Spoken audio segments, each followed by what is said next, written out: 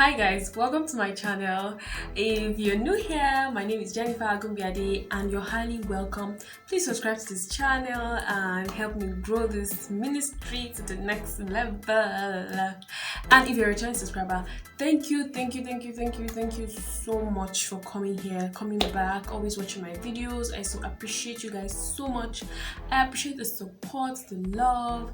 Thank you. You guys are the real MVP. So in today's video, I'm going to be talking about some issues that you might consider controversial or you might consider maybe a little bit too sensitive, but I just feel like I should come here and just talk about it and share my own opinion. Now, some of the things that I'm going to be saying are not necessarily wrong, they are just my opinion. There are people who are doing these things or living in this life that are enjoying it, and are okay where they are. They don't have a problem with it.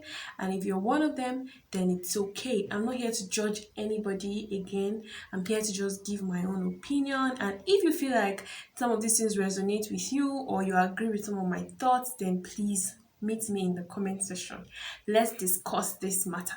Okay? Let's get into the video.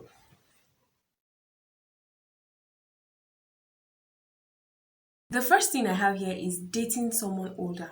Now, hold on, I don't have anything against people that date older people. Already there's a mindset that, okay, once you're dating somebody older, it's always for the money. But it might not necessarily be for the money, because I have seen people who marry older people for love. Yeah. Now, if that is your case and you're enjoying it, fine, it's okay. But in my opinion, I don't think you have any business dating somebody older than you, especially in this generation. We're in a digital age where young ladies are talking feminism, young ladies are talking freedom, young ladies are talking, I need to be treated right, I need to be treated like a woman, I can't come and kill myself gang, I can't be superwoman gang, I can't overload myself because I'm a mom or because I'm a wife or whatever. All of those mindsets and all of those thoughts are going on. And then you find yourself in a relationship with somebody who is like 15 years older than you. He's coming from a generation where women are more submissive. Not to say that women are not submissive in this generation anyway, but then that their own concept of submission is completely different from what we consider as submission right now. Now, in those days, women are probably just, whatever he says stands. You don't make unnecessary jokes with your husband because there's a certain level of respect that is expected of you to accord to him. And if you end up with that kind of man, some of the issues that may arise is that, oh, you're not submissive, you're being too stubborn, or you'll be thinking the guy is being too authoritative, or the guy is being too controlling, and all of that.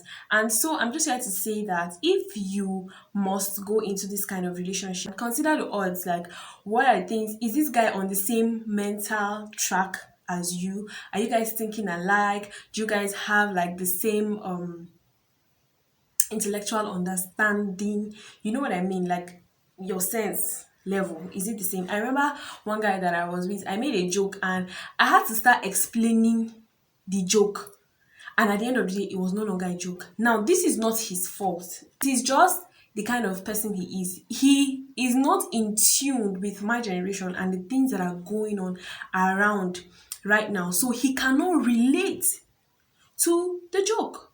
So, does this help explain my point? Something I'd like to talk about is the idea of keeping a man. There was like a drive at some point in time about, oh, you have to keep your man, but it is not your responsibility to try to keep your husband.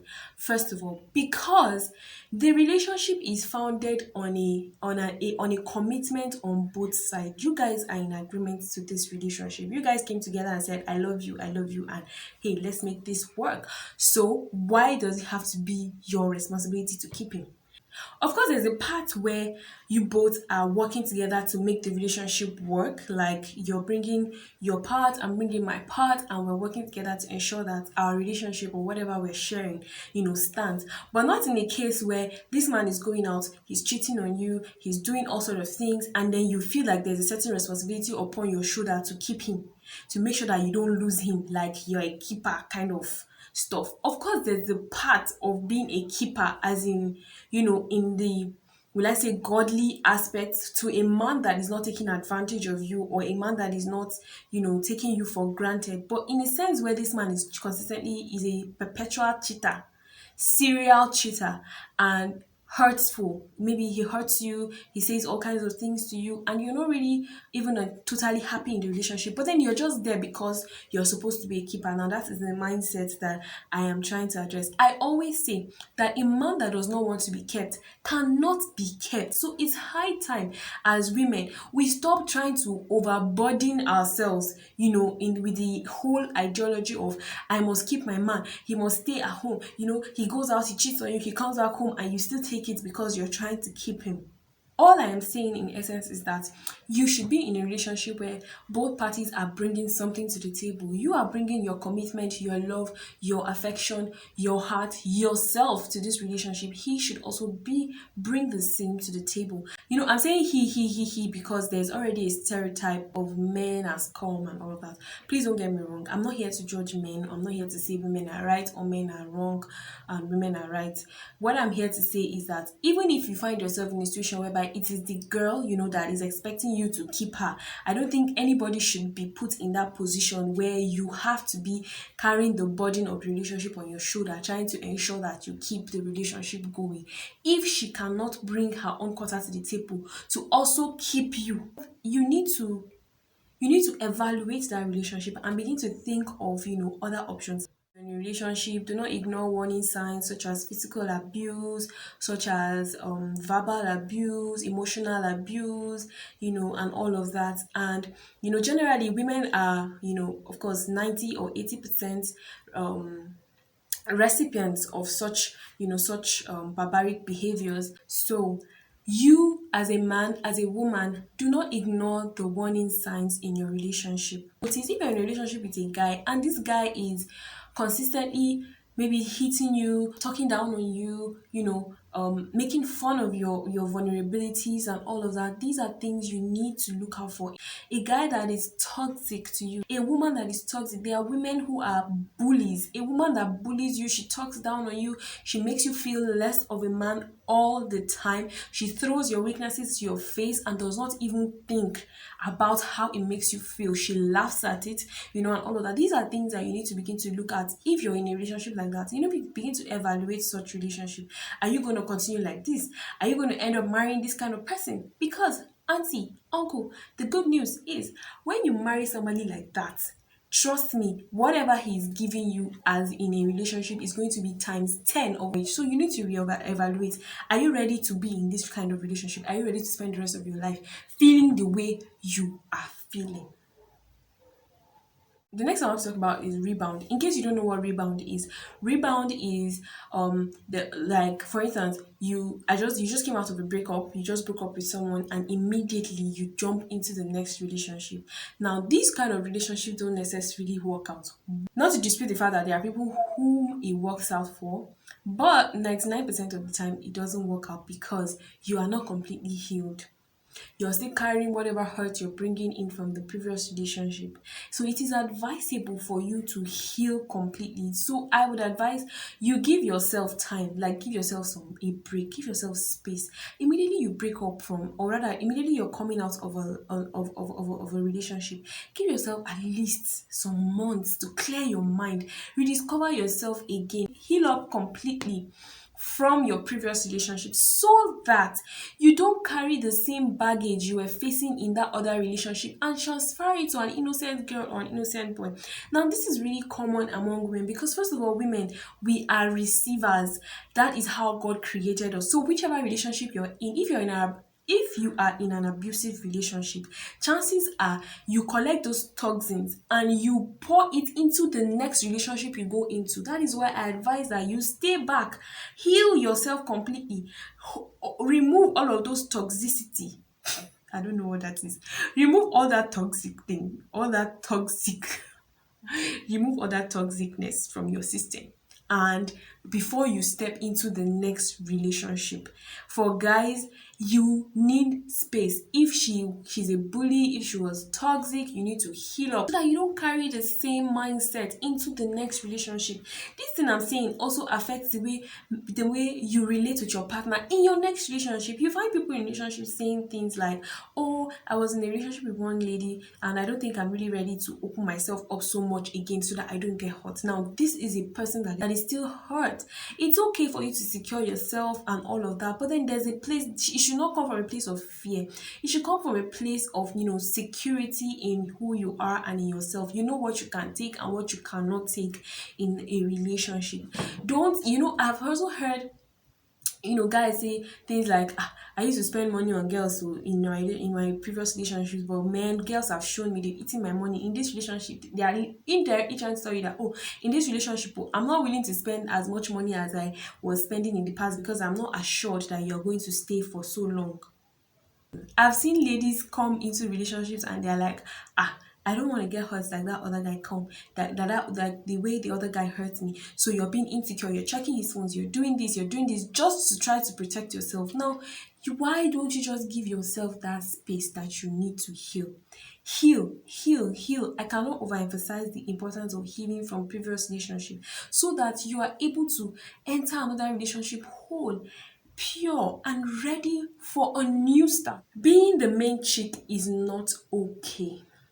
See, over the years, right, in this country, Nigeria, or in Africa, or all over the world, I don't know how it is like for you guys outside of Nigeria, but if you're in Nigeria, being main chick happens to be like an honor. But I'm here to tell you that being the main chick is not good enough. Being the main chick is not okay. First of all, the concept of main chick is because this guy has multiple girlfriends, right? He's dating other girls outside of your relationship, and then he now tags you main chick, woman number one. So every other girl na second, now you be first. All of that mindset. Not to dispute the fact that of course there are main chicks when you just say, okay, main chick, and of course she's just the only one and only, there are people who do that.